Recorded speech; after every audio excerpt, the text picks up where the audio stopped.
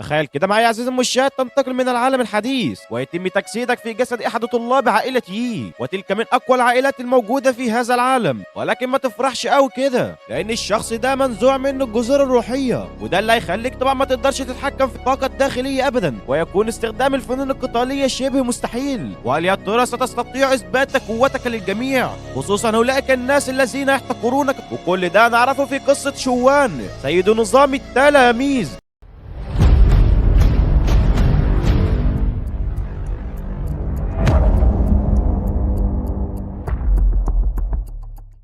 بتبدأ الحكاية بتاعتنا بواحد بيقول: أنا شوان، وقد انتقلت من العالم الحديث إلى هذا العالم الغامض، فبعد أن اكتشفت ذكريات هذا الجسد عرفت حقيقة الشخص الذي يحمل اسمي. إنه الابن الغير الشرعي لرئيس عشيرتي، ونشأ ذلك الفتى دون أن يعلم حتى من هي والدته، وكان ذلك الفتى ضعيفا وخجولا بشكل لا يصدق، بل حتى أنه لم يسمح له باستخدام اسم عائلته، مما ترتب على ذلك احتقاره من الجميع، احتقاره حتى من والده رئيس العائلة. وفي هذا العالم الذي يقدر القوة أكثر من العلم وأي شيء آخر، كان بطلنا شوان محروما حتى من الجذور الروحية الأساسية اللازمة للتدريب الروحي. ومع تلك الصعوبات المتراكمة أصبح هدفا سهلا لأي شخص في القصر ليتنمر عليه. ومؤخرا تعرض هذا الفتى لحادث غرق في الماء وكاد أن يموت، وفي تلك اللحظة كانت نقطة التحول عندما انتقلت أنا إلى هذا الجسد. وبدون سابق إنذار جاء أحد المتنمرين وقال بصوت مزري: أيها الوغد، ماذا تفعل هناك؟ هل تفكر في أمك الذي لا يعلم أحد أين هي؟ لربما كانت مجرد امرأة عابرة أو حتى فتاة الليل، فمن يعلم عمن تكون هي؟ فيكمل البطل كلامه ويقول: شعرت بنار توقد بداخلي، لكني كنت أعرف أن هذا الجسد ليس لديه أي قوة للرد، ولكني مع ذلك قلت لهم بصوت حازم: اغلقوا أفواهكم أيها اللعناء. فالمتنمرون تفاجأوا ونظروا إلى بعضهم البعض وبدأوا يقولون: ماذا؟ هل سمعنا ذلك بشكل صحيح؟ كيف تجر على شتمنا هكذا؟ فقررت كلامي بهدوء ولكن بثقة أكثر: شاهدوا فمي هذا أيها اللعناء، اغلقوا أفواهكم جميعا عندما تتحدثون إلي. ولكنهم لم يكونوا مستعدين لقبول الأمر بسهولة، وبدأوا يهددون ويقولون: يبدو أنك سوف تحتاج إلى التربية من جديد. وقبل أن يتمكنوا من فعل أي شيء ظهرت فتاة صغيرة الملقبة بيان، تبلغ من العمر 16 عاما، وهي متدربة في المطبخ، ومستواها الروحي هو وو جونج، وهذه رتبة متدنية عزيزي المشاهد في هذا العالم. وقالت لهم بغضب: ماذا تفعلون؟ فهو لا يزال ابن رئيس العائلة، فإذا استمريتم في التنمر عليه هكذا سوف أخبر السيدة بنفسي. فنظر المتنمرون إليها بازدراء ثم انصرفوا، بينما كانوا يقولون: انتظر فقط أيها الصغير اللعين، إذا رأيناك خارج القصر مرة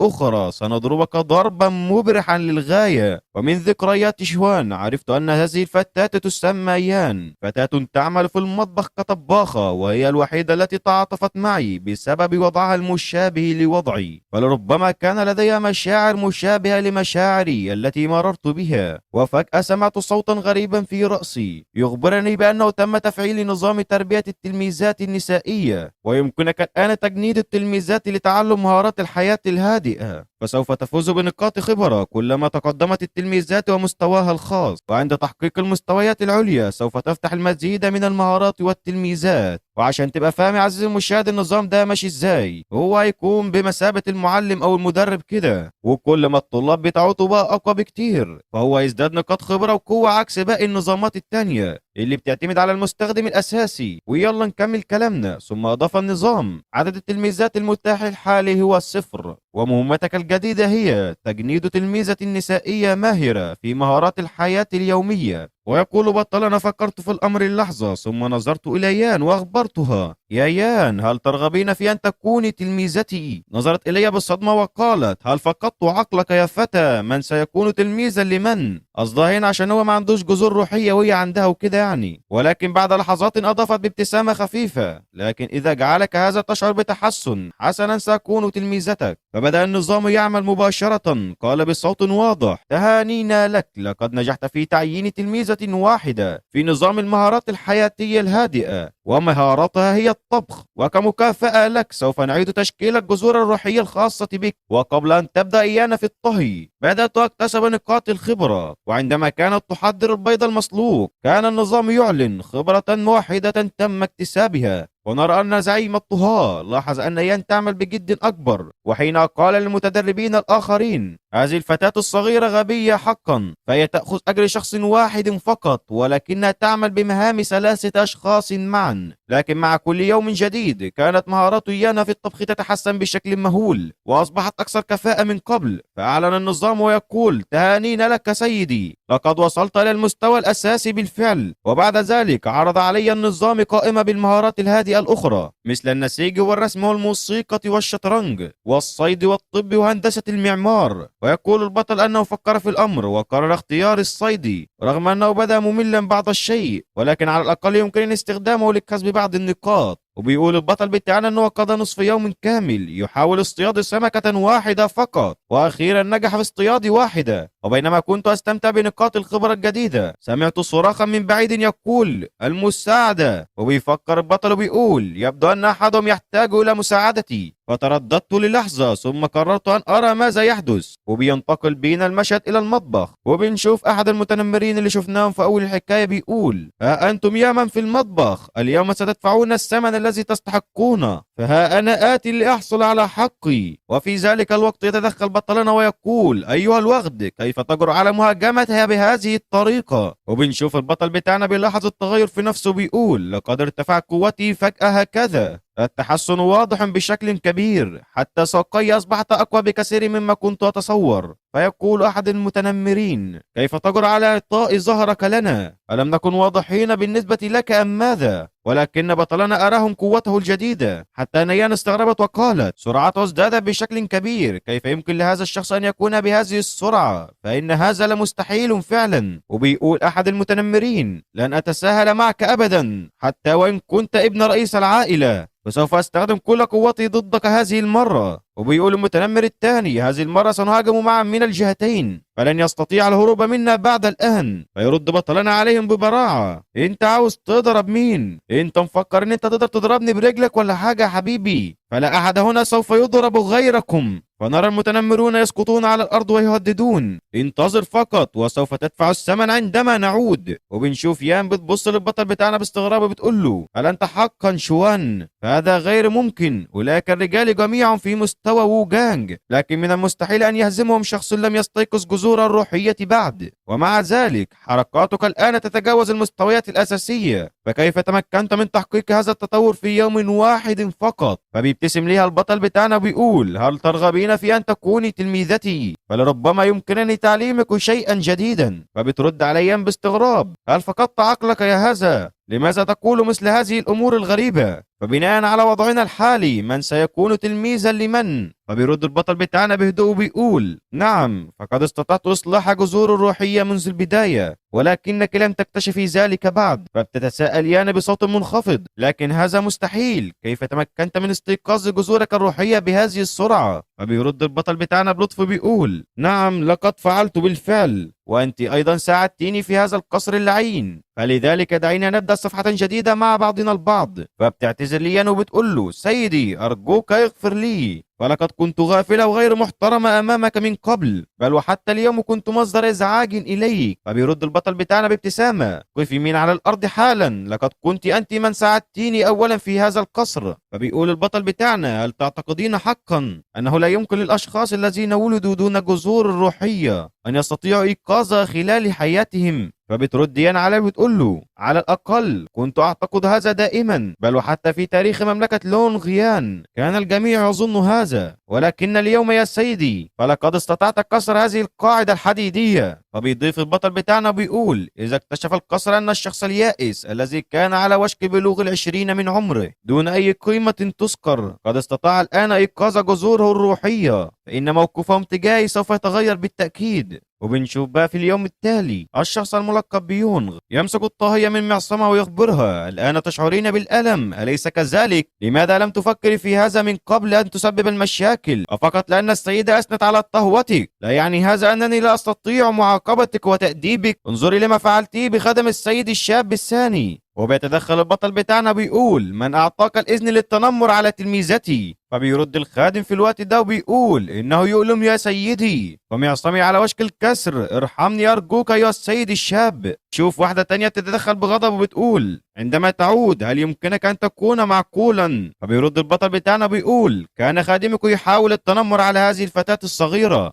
والآن هذا الخادم يتنمر على الناس داخل القصر، ولقد سحبته بلطف من يدي، فما المشكلة الكبيرة في الموضوع هنا؟ فبترد علي تلك السيدة وبتقول: يبدو أن لديك بعض الشجاعة اليوم، كيف تجرؤ على الرد علي هكذا؟ وبنشوف بقى في الوقت ده بيتدخل السيد الشاب للعائلة وبيقول: أمي توقفي عن تضييع وقتك، قومي بطرده فقط من القصر، فوجود شخص عديم الفائدة مثله في القصر كان دائما عارا على العائلة، والآن قام حتى بإيذاء خدمي. والشاب ده اسمه يي باي، وده السيد الشاب التاني للعائلة دي. فبترد أمه طبعا وبتقول: لا، أنا هخصم له من الراتب بتاعهم لمدة 3 شهور، ومن بعدها سوف ننتظر عودة رئيس العائلة لكي يقارن ماذا يفعل بهم. وبنشوفهم بقى في الليل في الغرفة بتاعتهم بيقولوا: يا أمي لا يمكنك أن تتركيه هكذا، فاحنا ما نقدرش نخليه يتكلم معانا بالطريقة دي، وخاصة إن الخدم قالوا إن الولد ده بقى قوي بشكل مجنون، ولربما كان قد أيقظ قوته، وإذا كان هذا صحيحا واكتشف رئيس العائلة ذلك فقد يتغير موقفه تجاهه. فأمه بترد عليه بتقول له: لا تقلق، فأنا على علم بذلك، فمن المستحيل أن يكون عديم القيمة هذا قد أيقظ قوته الروحية فجأة، فمن الممكن أن يكون قد تعلم بعض التقنيات مثل تقنيات الجسد السرية، أو أمسك بعض الخدم المبتدئين على حين غرة هكذا. وبتكمل الولية دي بغضب وبتقول: لقد خططنا لقتله والقضاء عليه في الماء، ولكنه لسبب ما استطاع النجاة، وابتداء من اليوم أطلب من شخص آخر مراقبته،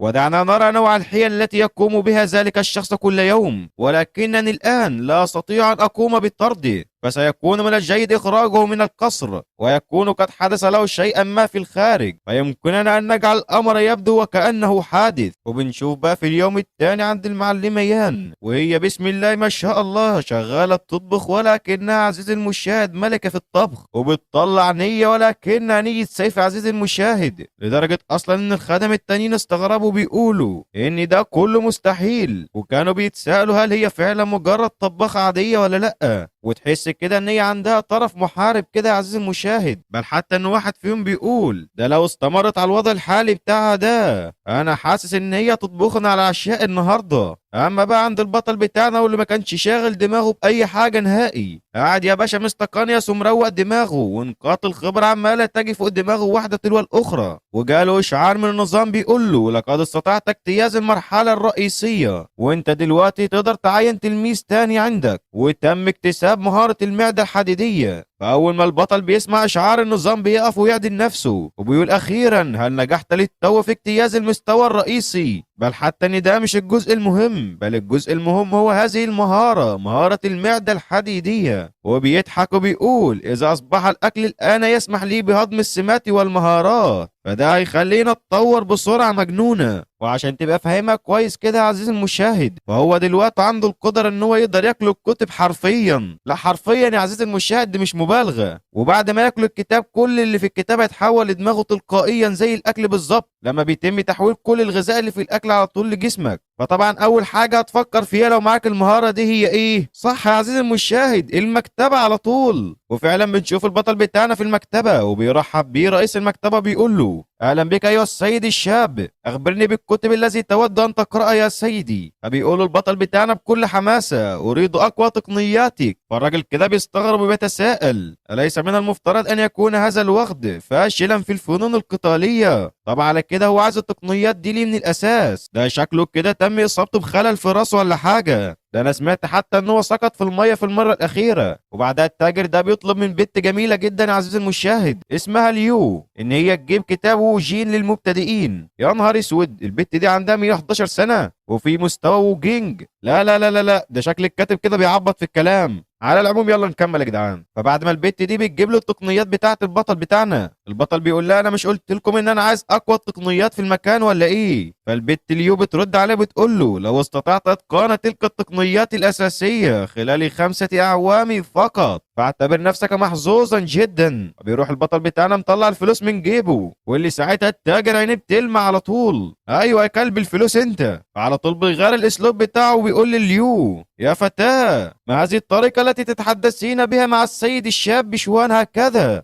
اذهبي واحضري تقنيات اقوى الان. فالبت ليو فعلا بتروح تنفذ كلامه، وهي عمالة تقول: في حياتي كلها لم ارى شخصا طموحا وغير كفء الى هذا الحد. وبعدها بتجيب التقنية بتقدمها للبطل بتاعنا، بتقول له: خد التقنية دي، التقنية دي من العالم الأول، فإذا تمكنت من إتقانها قبل أن تموت تعال وابحث عني، فطالما أني ما زلت على قيد الحياة حينها، ولو قدرت تتقنها في حياتك كلها فأنا هكون بالوقوف على يدي وأغسل شعري في الشارع. فالبطل بتاعنا بيقول لها: أنت هتقومي بالمراهنة معايا ولا إيه؟ طيب أنا ما عنديش أي مشكلة. فدي الكلمة بتاعتك والتاجر حتى سمعها، فما تجيش بقى ترجع في كلامك بعد كده يا اختي. فبترد عليها بتقول له: ايوه انا قلت كده فعلا، وافضل متمسكه بكلمتي مدى حياتي. فالبطل بتاعنا بيبص لها كده بيقول لها: طيب مفيش اي مشكله للانتظار، هنحل المشكله دلوقتي. وبدا بلف الكتاب يا عزيزي المشاهد عشان يبدا ياكله، ويلا بسم الله. اول كتاب رايح على المعده على طول. واللي طبعا الراجل التاجر كان مصدوم وبيقول: الواد ده مجنون ولا ايه؟ والبت برضه كانت فاتحه بقها 7 متر عزيزي المشاهد. والبطل بتاعنا ولا هم وبيرفع ايده بيديهم لايك، وبيقول لك: عزيزي المشاهد اعمل لايك لمستر دحوم عشان بيتعب في المحتوى ده والله. وبعدين بنشوف البطل بتاعنا وحاسس ان هو يغمى عليه، ولكن من بعدها بيطلع طاقه من كل جسمه، ده ولا كأنه جوجو عزيزي المشاهد. واللي طبعا الطاقه الكبيره دي بتؤدي الى تدمير المكان من حوله،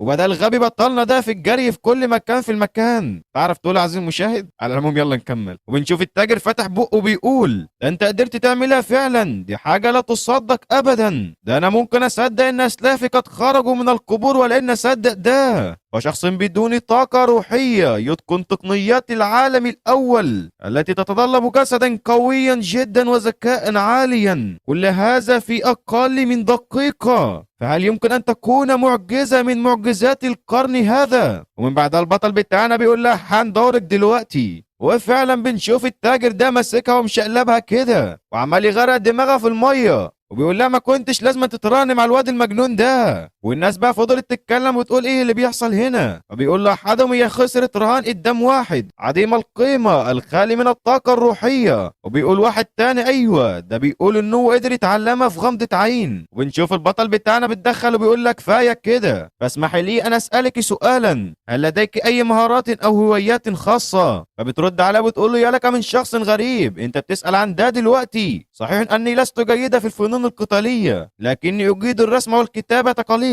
فطبعا البطل بتاعنا ما بيصدق بيقول لها: ما فيش اي مشكله، ايه رايك تكون التلميذه بتاعتي يا انسه الرهان اليوم؟ فبتقول له: طيب لو كنت كده هتقدر تعلمني الفنون القتاليه. فبيسيبها البطل بتاعنا بيقول لها: ما فيش اي مشكله، بس اهم حاجه تركز على الكتابه والرسومات بتاعتك. وبيظهر اشعار من النظام للبطل بتاعنا بيقول له: تم قبول التلميذه بنجاح، التلميذه ليو المستوى وو جينج، تخصص الكتابة والرسم. ونشوف البطل بتاعنا بيطلع العديد من الكتب ويقول: أنا قدرت بالفعل آكل كتب كتير، ولكن مشكلتي إن أنا أنتظر ساعة كاملة عشان أقدر آكل كتاب تاني، حاجة وحشة جدا، لو يمكن بس أقدر أقصر المدة دي، ده أنا أكون بطل العالم بكرة. وبنشوف نمر أبيض بيستهدف البطل بتاعنا، بس طبعا على مين يلا؟ البطل بتاعنا بيقدر يتفاداه بكل سهولة، ده أنا لسه واكل لي بتاع 3 كتب 4 كتب كده ولا حاجة. وبنشوف 2 كانوا عمالين يراقبوا المكان، وواحد منهم بيقول: اللي لابس اللون البنفسجي ده يا جدعان، انت قلت ان الشخص ده ضعيف، انه حتى لا يستطيع توجيه لكمة واحدة لاحد، هل كان مستاهل ان انا اتخطى القواعد واطلق سراح هذا النمر الابيض من عالم وو جينج الصغير؟ فبيرد على الواد اللي لابس احمر ده وبيقول له: مش عاوزك تقلق نهائي يا تشين، فانت هتاخد تعويض زي ما انت عاوز. فبيرد شين وبيقول: لكن دلوقتي احنا هنشرح ازاي الكلام اللي حصل ده لما نعود. فبيرد على الواد اللي لابس احمر ده بيقول له: الشيطان ده ما تمش تسجيله بعد، مش كده، انا عاوزك بس تقول ان الامر قد حدث بشكل غير متوقع، وعلى الرغم من انك وصلت في الوقت المناسب لقتله، الا ان ذلك الشخص قد مات بالفعل. ولكن في اللحظه دي بيجي البطل بتاعنا بوجه عابس وبيقول لهم: مات، انا عاوزكم تعيدوا الكلام ده دلوقتي. فاللي طبعا الاتنين بيبعدوا عنه على طول، وواحد فيهم بيقول في نفسه: مستحيل، هل استطاع ذلك الطفل النجاة بالفعل؟ من هجوم وحش من عالم ووجينج دون أي إصابة تذكر، ولقد كان قادر على التسلل خلفي بصمت وبسرعة كبيرة، ورغم ده كله ما قدرتش أحس بيه نهائي. ده بيستغرق الأمر ده عقودا لإتقان تلك المهارة. وبنشوف الواد البنفسجي ده بيرد عليه وبيقول له استنى لحظة كده، انت عاوز تفهمني دلوقتي ان تقنية الحركة دي قدر ينفذها واحد بدون اي طاقة روحية حتى؟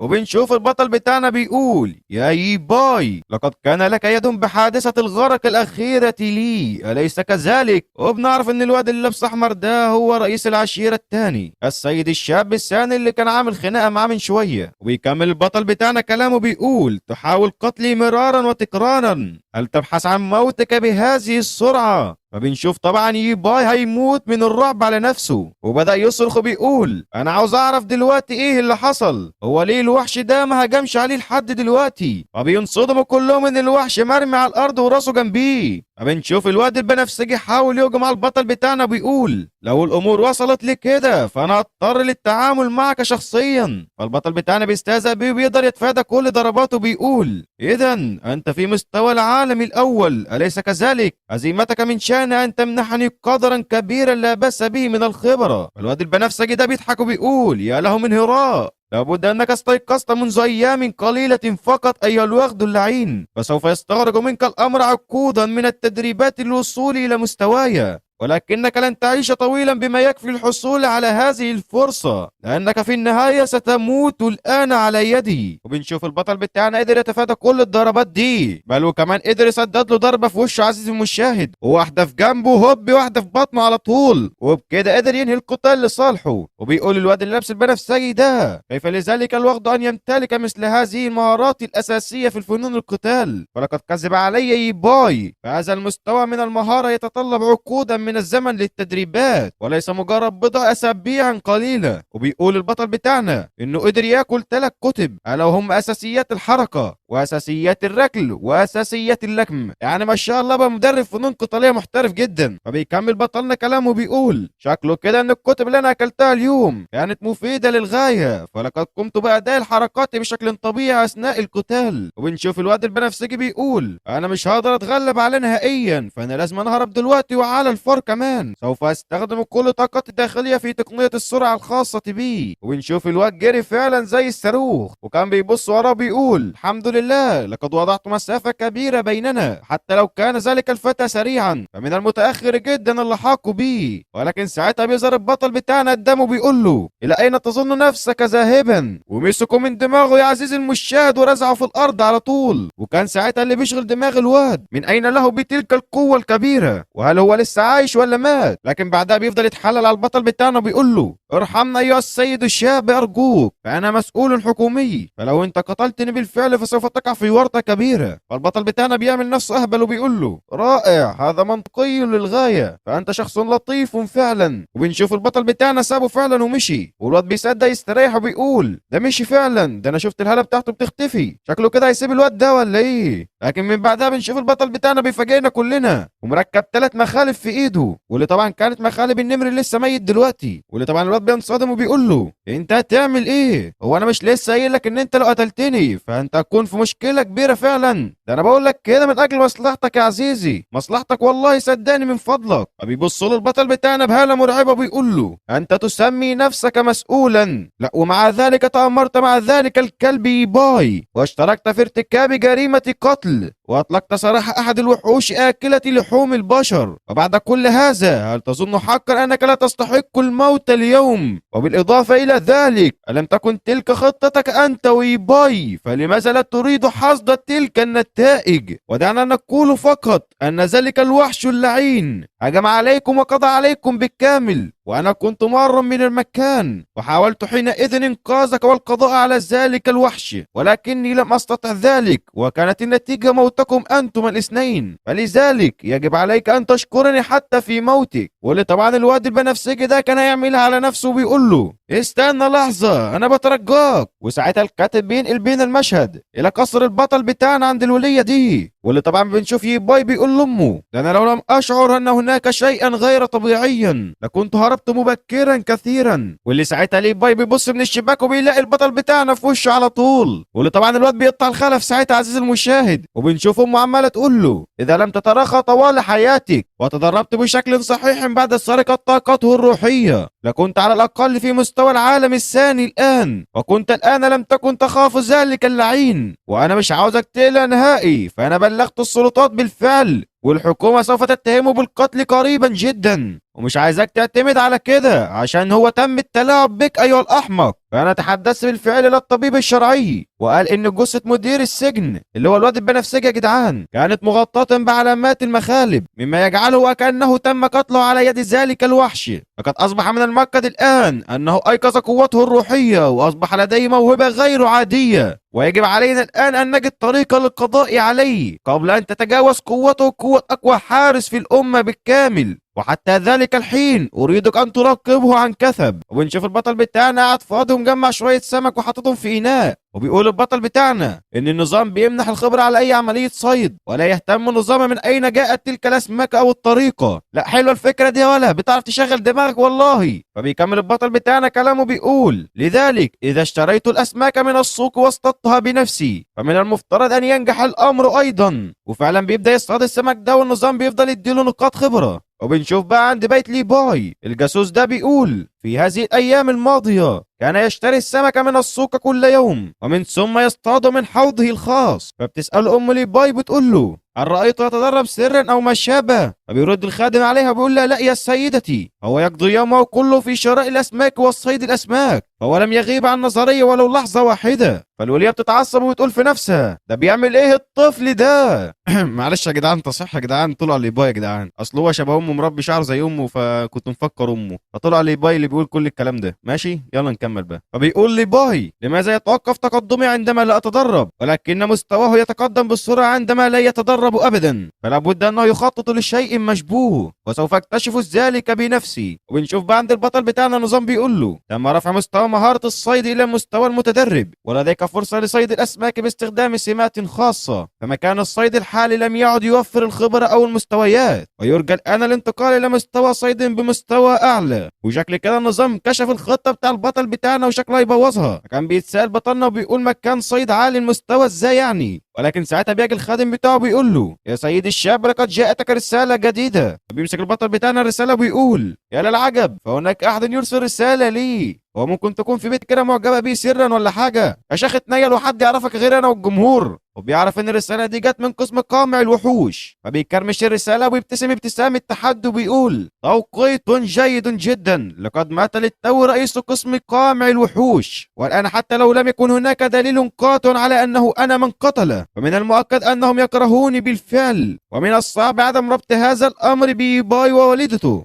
ولكن هذه تجربة مجانية يتم تسليمها إلى باب منزلي وكيف يمكنني الآن أن أقول لا. وبنشوف البطل بتاعنا قاعد يتصفح نافذة النظام وبتبدأ التلميذة بتاعته بتقول له سيدي إن اختبار قسم قامع الوحوش قادما قريبا، فلماذا أراك لا تزال هادئا جدا؟ وأيضا أليست المشاركة في الاختيار فرصة عظيمة فعلا؟ لماذا لا تبدو سعيدا على الإطلاق؟ فبنشوف البطل بتاعنا بيقول لها فكري في الأمر جيدا مع خلفيتي ومكانتي في العائلة، فهل تعتقدين حقا أن مثل هذا الشيء الجيد يمكن أن يحدث لي؟ وأيضا عندما يبدو الأمر جيدا جدا لدرجة يصعب تصديقها يكون هناك دائما مشكلة. ويكمل البطل بتاعنا كلامه بيقول فليس لدي أي فكرة عن نوع المعارضين الذين سأواجههم في قسم قامع الوحوش، فلذلك أحتاج إلى التحضير جيدا. وبنشوف نافذة نظام بتقول له إن التلميذة بتاعته اتقدمت كثير جدا في الطبخ وعشان كده هي تحصل على مهارة جديدة الطباخ الغريب. فكان بيتساءل البطل بتاعنا هو ازاي يقدر يعلمها المهارة دي، ولكن من بعدها بيطلع كورة منورة من ايده ومن بعدها بيلمس جبهتها وبيديها لها في دماغها. البنت بتحمر عينيها كده بتقول له انت لمست جبهتي كده ليه؟ ومن بعدها بنشوف عينيها بتشع ضوء ازرق وفعلا بتنتقل المهارة ليها بكل سهولة. ومن بعدها بنشوفها بتجري على المطبخ على طول وهي عمالة تقول فجأة ظهرت كده وصفة غريبة في ذهني وانا لازم اطبخها في اسرع وقت قبل ما انساها. وبنشوف البطل بتاعنا مبتسم وبيقول تلاميذي جميعهم يعملون بجد فعلا. وفي اليوم الثاني بنشوف بطلنا عمال يودع فيهم وبيقول لهم اهتموا بمهاراتكم كويس يا تلاميذي. ونشوف البطل بتاعنا اخيرا وصل الى قسم قامع الوحوش ومن بعدها بعدها بيطلب منه الحارس ان هو يقدم الجواب بتاعه، وفعلا بيقدم له البطل بتاعنا، وبعد ما بيقراه بيعرف ان هو شوان، بتنبعث منه هالة قتل مجنونه. والراجل كان عمال يفكر في نفسه بيقول: هذا هو الطفل الذي قتل الرئيس تشين الابن الغير الشرعي لعائله يي، تجرأ على العوده الى المكان بعد قتل احد رفاقنا، فلن نجعله ابدا يغادر اليوم هذا المكان حيا، فدعونا ننفذ عليه حكم الاعدام فورا. فبنشوف البطل بتاعنا متعصب وبيقول في نفسه: لابد ان تلك الاخبار تم نشرها بواسطه يي باي ووالدته، وعلى الرغم من ان قس قامع الوحوش ليس لدي اي دليل قاطع بانه قد تم قتله بواسطتي، ولكن الان لقد اصبحت عدوا للفرقه باكملها، ولقد نجحت خطتهم بالفعل. ولكن ساعتها بيقطعهم قدوم السيد الشاب ليان. فكان بيتساءل البطل بتاعنا مين الولد ده، فبيتقدم واحد وبيقول له: انت لسه في المكان ولا ايه؟ والولد ده اسمه وو، وهو من العالم الاول واللي عمره 18 سنه، وبدا يشرح للبطل بتاعنا مين الولد ده، واللي هو السيد الشاب لعائله ليان، وبيقول ان هو عبقري، فلقد تدرب لسنوات اقل بكثير من معظم الناس، وقد وصل بالفعل الى العالم الاول في 16 فقط، يعني اللي هو بنفس مستوى الولد اللي بيتكلم ده. فبنشوف البطل بتاعنا زي اللهبل بيقول: رائع، انه مثل تلك الشروحات الموجوده في كل الكتب. اللي طبعا الواد كان مصدوم وبيقول له: اي شروحات انت تقصدها؟ وبنشوف الواد ليان وهو لسه بيقول انه سمعت عشيره ليان، بنشوف واحد جزحه من المكان وبيقول له: ابتعد عن المكان. وبنعرف ان الواد ده هو السيد الشاب لعائله تشيان. في العام الماضي كان الاكثر اثاره للاعجاب بين الوافدين الجدد الى العالم الاول بالكامل، حتى انه تمكن من قتل وحش عظيم والاستيلاء على جوهره الروحي. وبنشوف الواد ليان عشان يلم الكرامه اللي وقعت من وشه دي بيقول انه امر محبط للغايه، انه غير قادر على القتال هنا. بنشوف الواد تشان ده بيضحك وبيقول: بيعتقد هؤلاء لو غدا انهم شيء ما، فاذا تمكنت من نزاع جوهر روح وحشي عظيم من هذا العام سوف يمكننا الدخول الى العالم الثاني. ولكن بنشوف واحد عنده عضلات ولكنه البيج رامي وبيقول لهم: ابتعد عن طريقي الان. فالواد تشان بيتصدم من حجم اللي وراه، ومن بعدها فعلا بيوسع له الطريق. هو ايه يا جدعان؟ هو كل شويه واحد يجي اقوى من التاني يشيل القديم ولا ايه؟ ما تثبتوا لكم بقى على واحد يا جدعان. ده طبعا كان كلام البطل بتاعنا. فبيرد الولد عليه وبيقول له: انت مش عارف ده مين؟ فهذا الشخص كسر الروح العملاقه، وهم كلهم بيتميزوا بطول القامه وانهم اقوياء جدا، وده التلميذ الاكثر قوه في العقد الماضي، وانه احد الوافدين الجدد القلائل جدا الذين يتمكنون من اقتحام العالمين في العام الماضي. كان لا يمكن ايقافه ابدا في كهف الشيطان في العالم الثاني. وبنشوف بقى في حد بيقول: لقد وصلت السيده تشاو. وبنشوف الواد اللي لسه بعضلات ده عمال يقول في نفسه: هذه الهاله المرعبه، هل هو فعلا الوحش العظيم؟ حتى البطل بتاعنا اتاثر من الهاله بتاع الوحش ده. والواد اللي كان واقف جنب البطل بيشرح له عمال يقول في نفسه: دي حاجه مخيفه جدا، انا عاوز اقعد للمنزل عند والدتي. جاتك خيب يالا، ما تسترجل كده شويه. وبنشوف ان الوحش ده اسمه النمر الابيض، ومستواه العالم الثالث. يا عيني العيال ده اصلا بتحلم ان هي تبقى في العالم الثاني اصلا. وبنشوف بقى ملكه الوحش ده واللي اسمها تشاو، وريثة عائلة تشاو، ودي سلالة معروفة بإتقان فن خط دم، ومستواه هو العالم الثاني. وبنشوف بقى كل التلاميذ عمالين يهربوا من النمر ده، وبنشوف بعضلات ده كان واقف مرعوب بشكل النمر، ولكن النمر طنشه وسابه في حاله. وبنشوف بقى البطل بتاعنا بيقول ان وحش النمر الصغير الذي قتلتهم قبل لا يعد شيئا مقارنة بهذا النمر الكبير، فإذا أصيب وحش النمر العظيم هذا بالجنون الآن فيمكن القضاء على جميع المبتدئين هنا، حتى الحراس العاديين سوف يتعرضون للإصابات الفادحة. وده البطل بتاعنا يسأل صاحبه الجديد ده ويقول له: من هي سيدة عائلة تشاو القادرة على ترويض مثل هذا الوحش النمر الكبير؟ فبيبدأ الواد يشرح له وبيقول له: دي عائلة تشاو الحاكمة الجنوبية المعروفة بسلالتها في فن الدم الروحي المسيطر على الشياطين، والذي يمكنه من السيطرة على أي وحش نادر في العالم تقريبا. ويقال أن رئيس العائلة يستطيع ركوب الطائر الفينق عبر عشرات الكهوف في العوالم بكل سهولة. ويقال أن سلالتها ضعفت خلال القرن الماضي، ولكن بعد ذلك ظهرت تلك السيدة وورثت فن عائلة تشاو بشكل مثالي، واصبحت عبقرية تظهر مرة واحدة في القرن. والواد بيبص لها باعجاب كده وبيقول: الآن أصبح من المعترف به عالميا أنه مقدر لها أن تكون رئيسة العوالم العشرة القادمة، ومن الرائع إذا كان بإمكان شخص مثل أن يتزوج من عائلة تشاو، فسوف أستيقظ من أحلامي مبتسما. أحلام البسطاء يا جدعان، سيبكم منها دلوقتي. وبنشوف البطل بتاعنا دخل القاعة بالفعل، واللي أول حاجة بيلاحظها طبعا العدد الكبير من التلاميذ، وبيلاحظ برضه وجود العديد من التماثيل العملاقة. واللي بيبدأ صاحبه ده يشرح له كل حاجة، وبيقول له: التلاميذ دي كل تلميذ بيحمل قوة كبيرة مما تبقي هذه الشياطين في الكهوف تحت السيطرة. فطبعا البطل بتاعنا بيستغرب ويقول له كهوف الشياطين، اذا هذا هو العالم الذي يتعايش فيه البشر والشياطين والخالدين. فواد بيستغرب وبيقول له اين هم الخالدين دول؟ على كل حال الصراع الرئيسي هو بين البشر والشياطين، فمن النادر جدا رؤية الخالدين في المكان. فبيبدا البطل بتاعنا يساله بيقول له طب انا دلوقتي لازم ادخل من اي بوابه؟ فبيرد صاحبه ده بيقول له عاده بتروح للحارس الرئيسي وبيقيم العالم بتاعك، وبمجرد الانتهاء من ذلك سيقدم لك الكهف المناسب اليك. فاولئك الذين مستوى من العالم الاول يذهبون الى كهف الشيطان في العالم الاول، واولئك الذين مستوى في العالم الثاني يذهبون الى كهف الشيطان في العالم الثاني، وهكذا بقى يا عزيزي المشاهد. فبيقول البطل بتاعنا فلذلك فان سيدة عائلة تشاو سوف تذهب الى كهف الشيطان الذي في العالمين، اليس كذلك؟ ولد صاحبه بيقول له لا، هي دلوقتي متجهه الى كهف الوحوش ذو الثلاثه عوالم.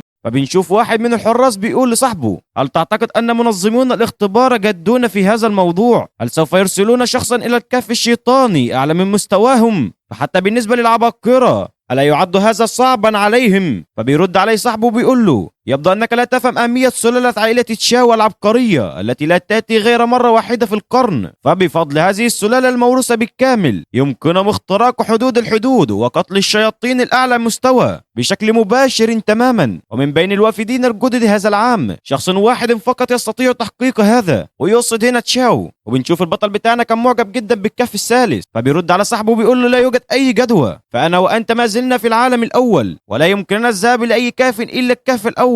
ولكن بيتصدم بطلنا لما بيسمع واحد بيقول أنت أيضا ستذهب إلى كهف الشياطين ذو الثلاث عوالم يا شوان. فبيتدخل صاحبه بيحاول يقنع الراجل وبيقول له شوان من المستوى العالم الأول، فازاي دلوقتي هتبعت واحد من المستوى الأول للعالم الثالث؟ أوليس هذا حكما بالإعدام عليه؟ فبيرفع الراجل سلاحه وبيقول له هل تجرؤ على تحدي الأوامر يا فتى؟ أيوة في الجديد سوف يحاول مخالفة قسم قمع الشياطين سوف يتم إعدامه مباشرة. فتدخل بطلنا عشان ينقذ صاحبه بيقول له مفيش أي مشكلة، وبدأ فعلا بطلنا إن هو يدخل للعالم الثالث. وساعتها كان الجميع عمال يقول لقد انتهى أمره بالتأكيد، وإن دي حاجة ما حصلتش من قبل كده، ولا بد أن ذلك الفتى قد أساء إلى قسم قمع الشياطين بالتأكيد. وبنشوف البت تشاو بتقول يا لا من وقاحة، هل تعرف مستواك مقارنة بمستواي؟ ومع ذلك تجرؤ على دخول الكهف معي؟ فقد يكون من الأفضل أن يرسلوا إشعار وفاة لعائلتك. ولكن البطل بتاعنا بيتجاهلها تماما وبيكمل دخول الكهف. وساعتها لما بندخل الكهف بنشوف اتنين من الوحوش عمالين يتكلموا مع بعض وبيقولوا أستطيع أن أشم بوضوح رائحة إنسان بالقرب من هنا، بل حتى أنه ضعيف للغاية، إنه من مستوى العالم الأول. وبنشوف البطل بتاعنا وهو مفعل تقنية الاختفاء وبيقول مخطوطة التمويه التي ابتكرها ليو مفيدة للغاية أكثر مما توقعت، فعلى الرغم من أن تلك الوحوش الشيطانية لها أنف حاد إلا أنني طالما أني أغير موقعي بانتظام فيمكن البقاء في المكان إلى أجل غير مسمى. وساعتها كان بيفتح حقيبة النظام وبيقول إن البت دي صنعت الكثير من الطعام ده، حتى إن أنا مش هقدر آكل ده كله، وإن الأكل مع كل وجبة بيزيد الخصائص بتاعتي، وإن أنا هفضل آكل لحد ما أوصل لأقصى مستوى ممكن. وبنشوف بقى بطلنا بعد مرور 4 أيام بالكامل ازداد في الطاقة الروحية بلس 50، وفي الاندفاع بلس 50، وفي الهجوم بلس 50، وده كان الحد الأقصى ليه في المستوى بتاعه. وبيقعد البطل بتاعنا يفكر شوية كده وبيقول إن أيام الراحة قد انتهت الآن، واخيرا قد حان الوقت للظهور والتصرف. ولكن انا مش هبدا القتال دلوقتي عشان الشياطين اللي في الخارج دلوقتي من المستوى العالم الثاني، وانا هفضل اصطاد شويه لحد ما اقوي نفسي. يا عم يعني انت سايب كل القتالات وقاعد تصطاد؟ اما بقى عند البت تشاو فما شاء الله كانت عماله تلعب بالوحوش لعب، لانها بتمتلك مهاره السيطره على الوحوش، وفعلا بتخلي احد الوحوش يقتل صاحبه. وفي الوقت ده ظهر الكثير من الوحوش، ولكنها لم تهتم بكل هذا وبدات بتفعيل مهاراتها بالفعل. وحينها بدات كل الوحوش تحارب بعضها البعض. كانت مجزرة يا عزيزي المشاهد لحد ما في النهاية تم القضاء على جميع الوحوش. ولكن في الوقت ده بتتصدم تشاو لأن الفيران العمي بيقولوا لها مهارتك للأسف ما أثرتش علينا لأننا بالفعل عمي. ودول يا عزيزي المشاهد الإخوة العمي، وكانوا بيقولوا لتشاو نرجو أن يكون كهفنا قد عجبك، وبدأوا بالفعل بالهجوم على تشاو. ولكن في الوقت ده بتستخدم تشاو المهارة بتاعتها، فبيرد الفرع عليها وبيقول لها مهارتك دي مش هتنجح معانا نهائيا. وفعلا بنشوف الوحش ده قدر يقطع راس تشاو، وكان عمال يضحك ويفتخر بنفسه وبيقول إذا فإن هذه هي الوريثة المزعومة لسلالة الدم التي لا تتكرر إلا مرة واحدة في المليون، لم تكن مثيرة للإعجاب على الإطلاق. أوليس كذلك يا أخي؟ ولكن بنشوف تشاو عمالة تضحك وبتقول له هل تعتقد حقا أني ميتة؟ فطبعا الفار بيتصدم إن هي لسه عايشة، وبياخد الصدمة الكبيرة بقى لما بيلاقي إن هو ماسك راس أخوه. ونشوف تشاو عمالة تقول له لا تفكر بأنك كونك أعمى أني لن أستطيع التحكم بك. فهل تعتقد حقا أن سلالة عائلة تشاو التي تسيطر على الشياطين منذ آلاف السنين من السهل التغلب عليها ببساطة هكذا؟ فبيتعصب الفار على الآخر وبيجري عليها وبيقول لها سوف أقتلك أيتها اللعينة، وماذا عن كونك لديك سلالة الدم؟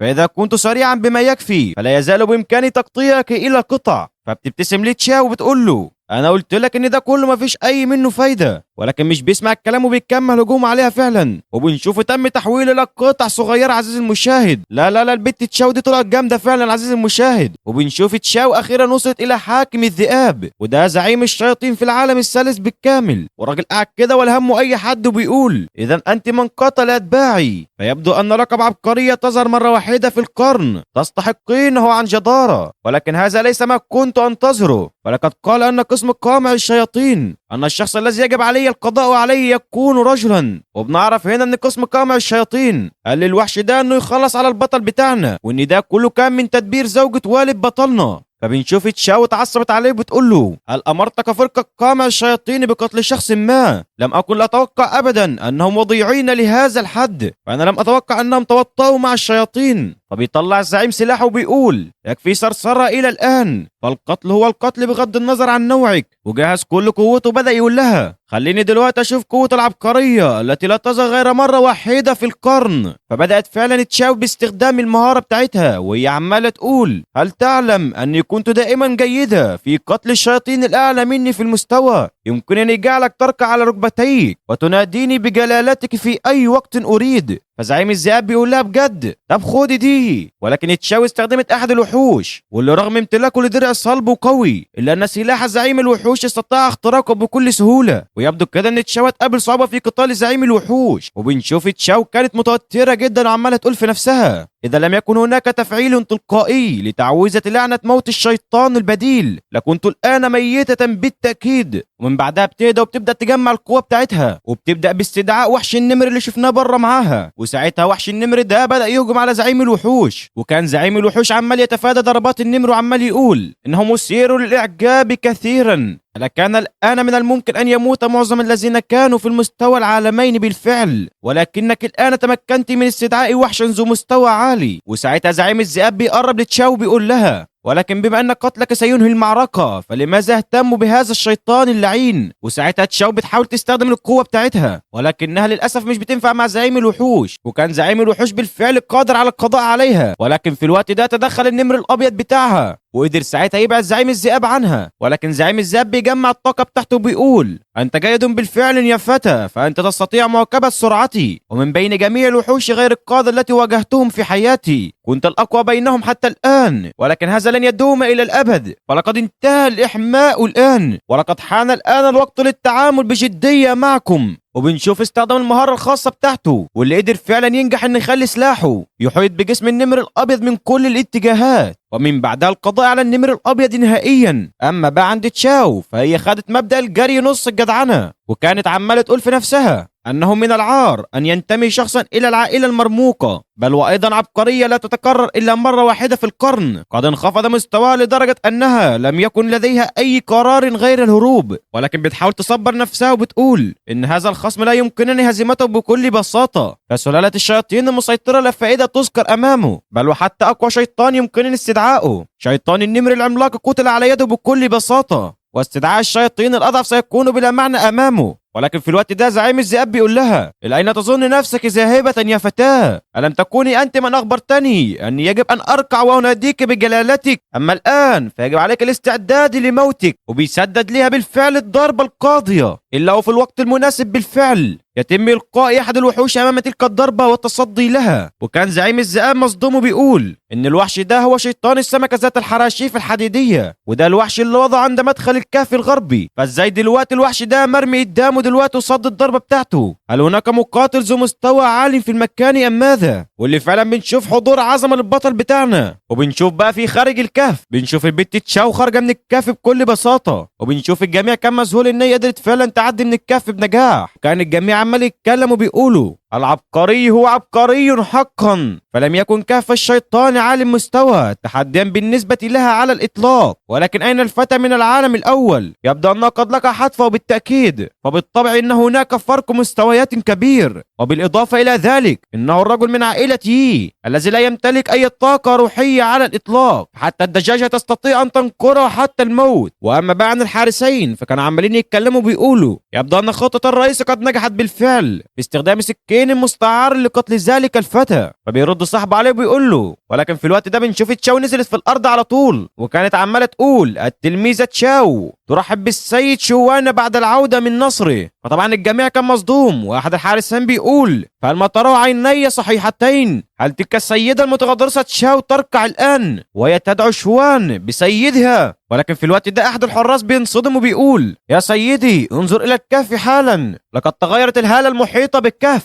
ويبدو كده إن في شيطان عالي المستوى خارج من الكهف دلوقتي. وبنشوف فعلا راس ملك الذئاب خرجت من الكهف، وكان طبعا الجميع في الصدمة من أمرهم لأنه استطاع اختراق الختم الموجود على الكهف. وبيقول أحد الحارسين إنه زعيم كهف الشيطان من المستوى الثالث حاكم الذئاب روي، أسرع الآن وأتي لنا بالتعزيزات وإلا سيقضى علينا جميعا. ولكن في الوقت ده بنكتشف إن هو بطلنا وعمال يقول لهم اعذروني فلقد نسيت أن أخلع خوذتي يا جمدانك يا شوان. وبنشوف البت تشاو بتركع عليه وبتقول له يا سيدي متى تستطيع أن تبدأ تلك التلميذة تدريبها؟ وقصدها هنا على نفسها يا جدعان. وكان الجميع مصدومين من اللي بيحصل قدامهم دلوقتي، واللي كان شاغل أدمغتهم في الوقت الراهن أنه كيف للسيدة تشاو أن تنادي شوان بالسيد، وأيضا كيف تمكن شخص من العالم الأول من الخروج من كهف الشيطان المكون من 3 عوالم دون أن يصاب بأذى. وبنشوف الحارس كان مصدوم عمال يقول في نفسه إيه اللي بيحصل هنا دلوقتي؟ أنا ما بقتش فاهم أي حاجة، فكل ما أراه الآن يتعارض مع المنطق السليم، لكن كل هذا يحدث أمام عيوني الآن. وبنشوف الحارس التاني كان متعصب وبيقول أنا مش عارف أي نوع من الفنون المظلمة استخدمها ذلك الطفل ليجعل الآنسة تشاو تضمن خروجه من الكهف بهذه الطريقة، بل وحتى أنها زلت نفسها ودعته بالسيد. وعشان تفهم يا عزيزي المشاهد إيه اللي حصل دلوقتي تعال ندخل الكهف من ساعة كده، واللي بنكتشف ساعتها ان زعيم الذئاب طلع في النهاية انسان مرتدي قناع الذئاب. وبدأ البطل بتاعنا يوجه الاسئلة ليه وبيقول له لماذا تتظاهر بانك شيطان داخل الكهف؟ فبيرد الولد عليه وبيقول له كنت في الاصل مسؤولا في قسم قمع الشياطين، وكنت مهووسا بالصقل بشدة، ولقد استطعت سرقة تقنية صقل من المكتبة ولم استطع الا الاختباء في الكهف هذا متظاهرا بان الشيطان ذو الرتبة العالية لتجنب القبض عليه. فبيبدأ البطل بتاعنا يقول له انا عايزك تقول لي دلوقتي ايه هي التقنية دي وعايزك تسلمها لي دلوقتي. فالولد بيقول له انا الان على وشك الموت، خذها بنفسك اذا، فلقد كنت امارسها لمدة 5 سنوات كاملة ولم ابدا حتى في فيما حتى الان، ربما يمكنك الوصول الى طريقة ما بعد 5 سنوات من التدريب على تلك التقنية. وفي الوقت ده بيجي اشعار من النظام للبطل بتاعنا وبيقول له لقد استطعت الحصول على سلاح سيد الذئاب، ولقد حصلت على تقنية الصقل فن التحول، وهذه التقنية صعبة للغاية في الصقل،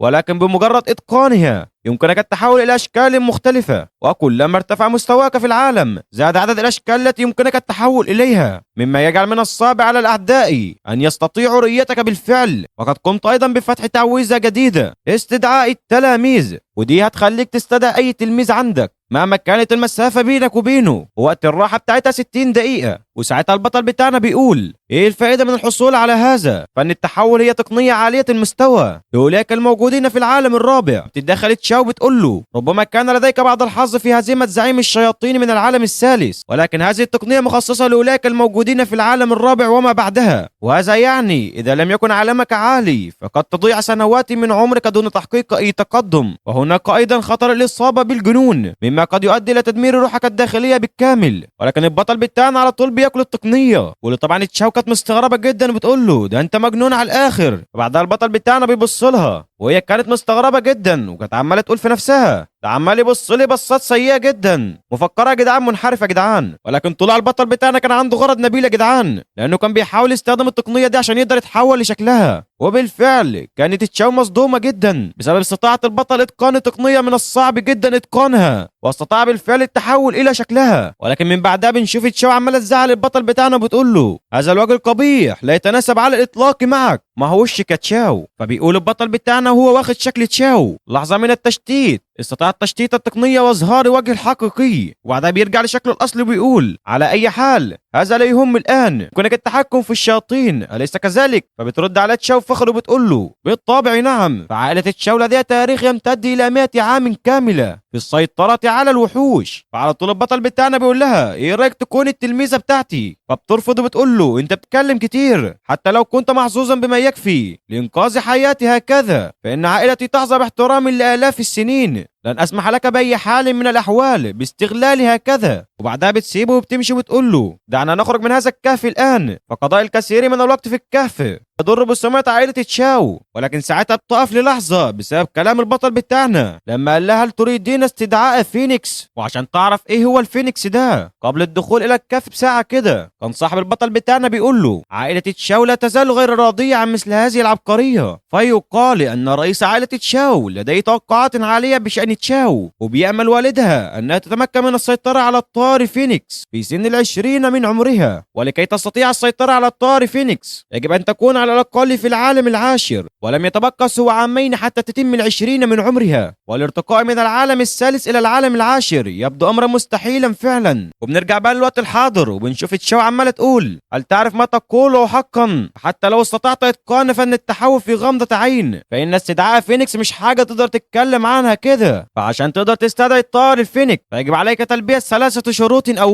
أولهم هو وراثة سلالة عائلتنا بشكل مثالي، أما عن الثاني فهو الوصول إلى العالم العاشر، وثالثا العثور على فينيكس وهزيمته في عالم الخلود. فبيقول البطل بتاعنا بكل ثقة لا داعي لأن تخوضي كل هذه المتاعب، فكوني تلميذتي فقط وسوف أساعدك في تربية فرخ صغير ليصبح الطائر الفينيكس في المستقبل. فانصدمت تشاو من كلام البطل بتاعنا، وكمل البطل بتاعنا كلامه بيقول على أي حال من المستحيل أن تحققي ذلك بمفردك في غضون عامين فقط، ولكن معي قد تكون لديك فرصة أكبر، فكري في الأمر هكذا. فتشاو كانت عمالة تقول في نفسها لقد استطاع ذلك الفتى الوصول إلى العالم الثالث في 7 أيام فقط، قد استغرق الأمر مني 14 عاما كاملين ليمكننا الوصول إلى العالم الثاني. إن فن التحول هذا صعب للغاية في إتقانه، فحتى أن العديد من الأساتذة في العالم العاشر لا يستطيعون التعامل معه جيدا، ولقد استطاع تعلمه بمجرد ابتلاع كتاب واحد كل هذه الأشياء الغير منطقية تحدث أمام عيني. هذا الشخص ليس رجلا عاديا أبدا، بل يجب أن نراهن عليه فعلا. ومن بعدها بنرجع في الوقت الحالي ونشوف تشاو بتودع البطل بتاعنا بتقول له سيدي سوف أعود إلى المنزل لأقدم تقريرا، ومن ثم سأبدأ في صقل المهارة التي حددتها لي. ونشوف بقى في قصر عائلته الواد اخوه عمال يقول لامه لقد انتهى الامر فعلا، لقد نجح هذا الطفل مرة اخرى، وشخص من العالم الاول ينجو في العالم الثالث، فهل يمكن ان تكون السيدة الشابة من عائلة تشاو هي من تحميه حقا؟ ولكن هذا مستحيل. في العام الماضي تقدم والدي لخطبة عائلة تشاو رغبا في ان اكون زوجا لتشاو، ولكنهم في النهاية رفضونا. أما الآن كيف يمكن لتشاو أن تكون مهتمة بعديم الفائدة شوان هذا؟ فبترد أمه عليه وبتقول له حتى لو كان حقا في العالم الثالث فهو بالكثير أوي يكون على قدر المستوى مع حراس القصر بتاعنا، فيجب أن يكون ذلك الفتى مجنونا فعلا ليقاتل في القصر ويلفت الانتباه هكذا، وأيضا يلفت انتباه الحكومة وقسم قمع الشياطين، سوف يتم إعدامه على الفور. فبيزعق ليها ابنه وبيقول لها لكننا لا نستطيع أن نجلس منتظرين فقط. فبترد عليه أمه وبتقول له هناك طريقة واحدة، سوف أحصل على بعض السم من الخيميائيين وأضعه في طعامي لكي يأكله، وبعد موته سوف نضع جسده أمام الوحوش لكي تأكله. ولم أتوقع أبدا أن يصل الأمر إلى هذا الحد هكذا، ولكن من الصعب قتل ذلك الطفل الآن. يا جبروتك يا شيخة، عايز تسممي الولد؟ لكن بنشوف ابنها المجنون ده عمال يضحك بشدة وبيقول دي خطة فائقة في الجمال، دي صامتة ونظيفة جدا. وقبل أن يموت ذلك الفتى يجب علينا أن نسحب تلك الطباخة الصغيرة أمامه ونجعله يشاهد حبيبته تذبح أمام عينيه. وفي الوقت ده يشاء ربنا يا أخي إن في أحد الحشرات تقرب من الولية دي، ومن بعدها بنشوفها بتتلدغ من الحشرة دي وبتتبخر من مكانها فورا. وبنشوف ابنها المعفص ده عمال يقول انقذوني الحقوني يا جدعان هموت. ومن هنا يا عزيزي المشاهد نتيقن أن من حفر حفرة لأخيه وقع فيها، كانوا عايزين يسمموا الواد ويموتوه، هم اللي اتسمموا وماتوا. يلا قد كل بلا مليتوا البلد بالبوظان والله. دلوقتي عزيزي المشاهد اشوفك بقى على قناه التليجرام باذن الله، بنعمل لك مسابقات جامده عزيزي المشاهد واستطلاعات للراي، فلو كنت عايز تنضم لينا فهتلقى الرابط في اول تعليق باذن الله. بطنش يا عزيزي المشاهد هيفوتك والله دمار. وبس كده، صل على الرسول والسلام عليكم ورحمه الله وبركاته.